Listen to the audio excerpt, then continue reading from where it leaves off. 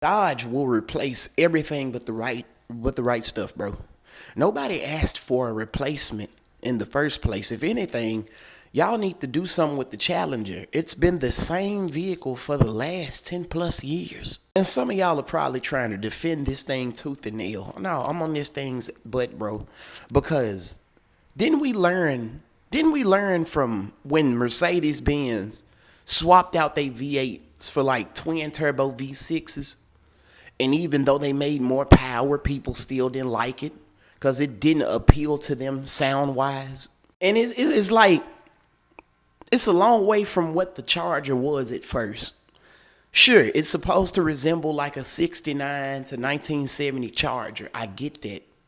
But the rest of it doesn't follow suit, bro. It's like they drew this. It looked decent. Yeah, they all agreed on it and then put it into production.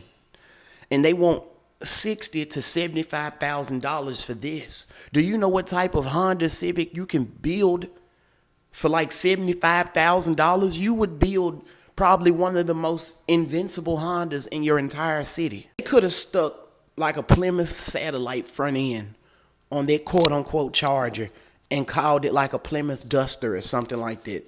Like Dodge, forget, they created some of the greatest vehicles in the world back in the 60s and 70s. The Barracuda, the Duster, the Satellite, the GTX. Need I go on? I'm just trying to figure out how hard is it to design a vehicle that looks absolutely amazing. It's like you go from concept to the real thing and it sucks. How is it that Mopar fans with nothing more than Photoshop and an iMac could create better vehicles than Dodge right now?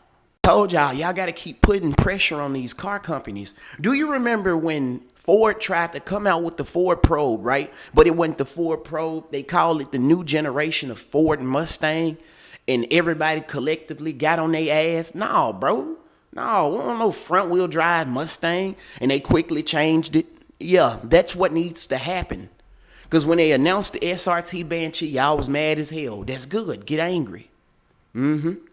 Because we don't want EVs. And even if they would have came out with it, it would have been like $100,000, $150,000 plus vehicle that really can nobody afford in today's society. So their next goal was to try to save face and take the twin turbo inline six Hurricane engine from the Wagoneer and put it inside of the damn Charger. That didn't work. Okay, cool. We're gonna give it all-wheel drive. Yeah, that still ain't gonna work. Damn.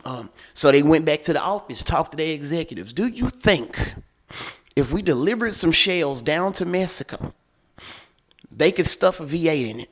And this was before they decided to, have everything built in Dundee, Michigan.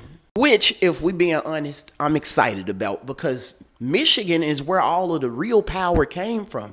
Detroit, bro, come on, man. This is a gluten-free Ram TRX, aka the Ram RHO.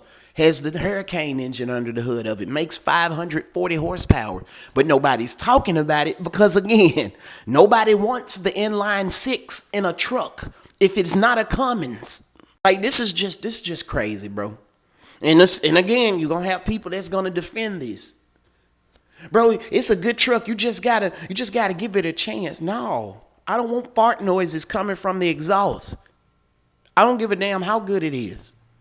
It's probably gonna be expensive as hell to fix if it breaks.